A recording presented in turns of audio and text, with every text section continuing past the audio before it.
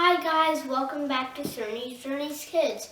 We're going to do a virtual road trip to Ohio today. All right. If you don't have it yet, feel free to go to cernys.com and print out your handy dandy map. There is a link for it right on the home page. All you have to do is click. There's also a link to our daily road trip to give you some resources. All right, guys, let's find Ohio. Looks like Cora's already found it. Jamie's found it. Okay, great. So Ohio, the borders are Michigan, Indiana, Kentucky, West Virginia, and Pennsylvania. It was the 17th state to join the United States in 1803. The capital of Ohio is Columbus. That is also the biggest town or city in Ohio. It is known as the Buckeye State. Ohio actually means Great River. So let me tell you a few facts about Ohio. Akron is a city in Ohio. It's considered the rubber capital of the world. Do you know what rubber is used for? Tires. Tires is a good one, that's right. Pretty much a lot of things. And then the first traffic light was in Cleveland. What? So, I know, kind of funny, huh? Because we see them every day. I think before we go and talk about our virtual road trip, Cora might have a joke for us, right? Yeah. All right, tell us your joke, Cora. What does one say to the other? I do not know. I don't know, Cora, what is it? Ohio. Ohio! How funny, Cora. That's pretty silly.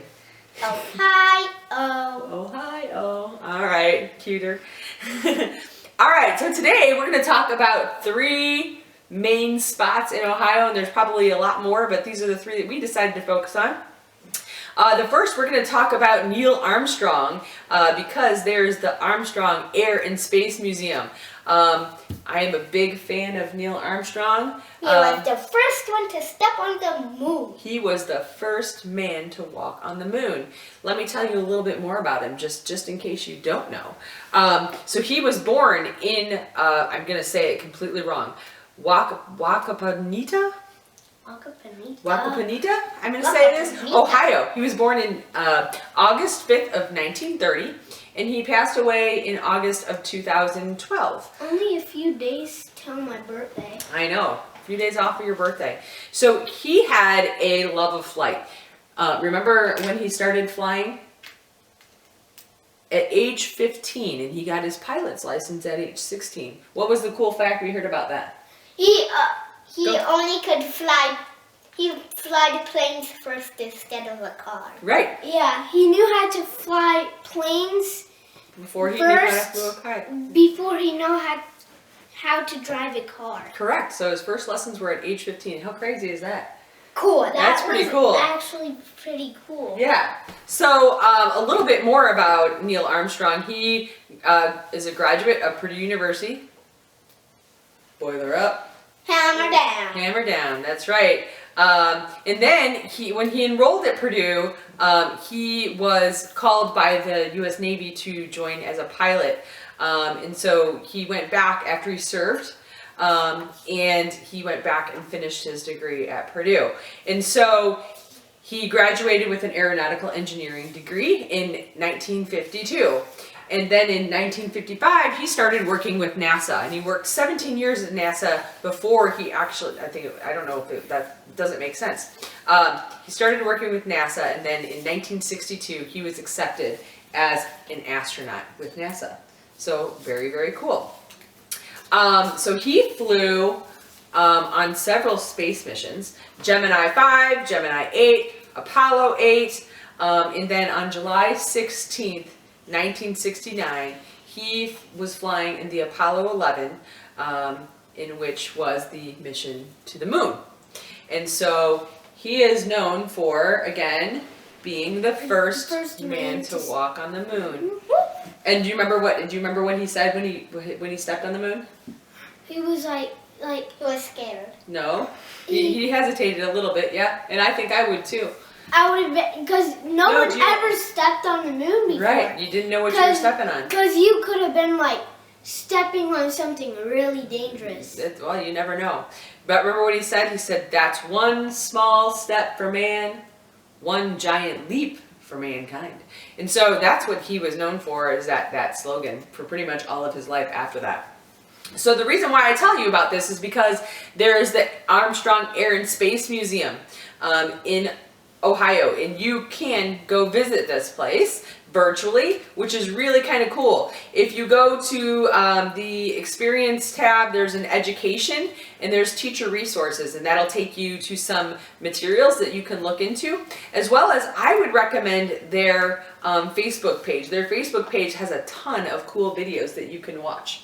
We watched some this morning, and so it gives you some really cool insight onto Armstrong, NASA, and different space missions, and just different interesting things that we don't think about as civilians. So definitely recommend.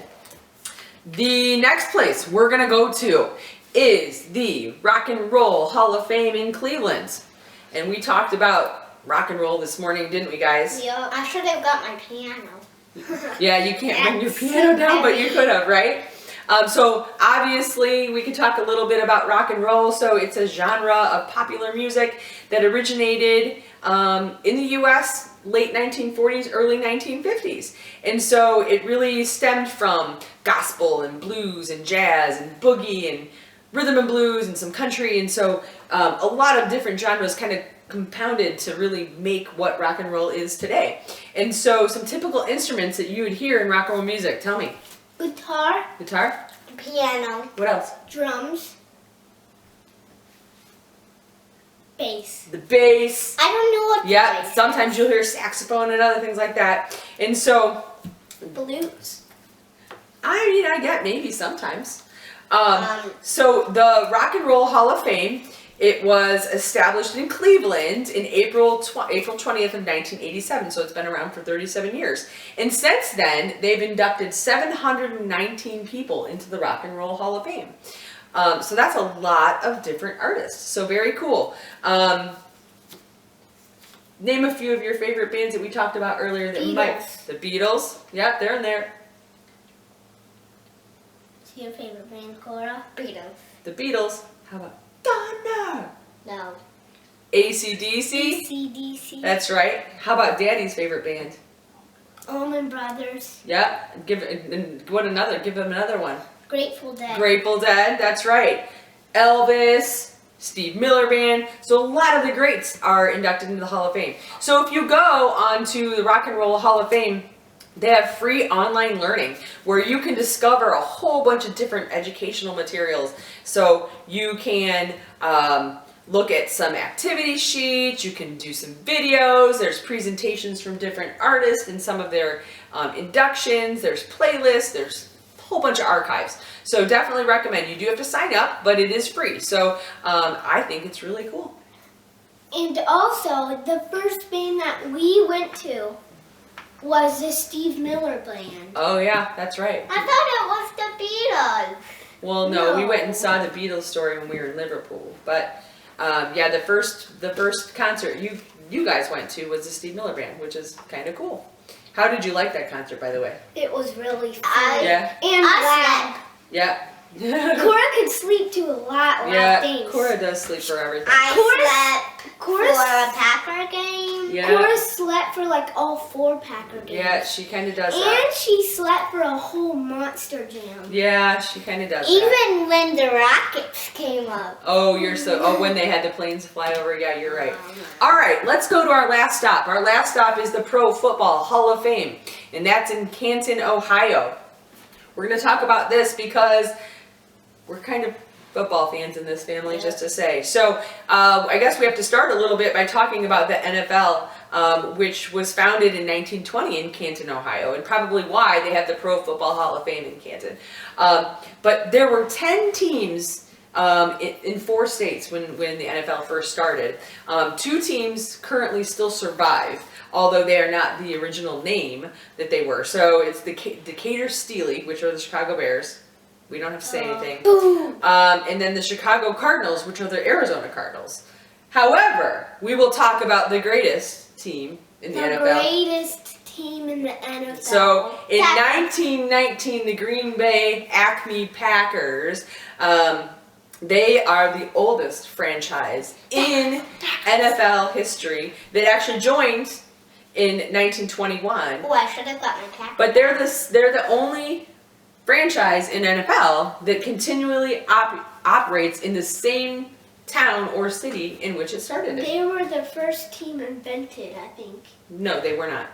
What was? But anyways, let's go back to talk about the Pro Football Hall of Fame. So it was founded in 1968. There's 346 members that are inducted to the Pro Football Hall of Fame.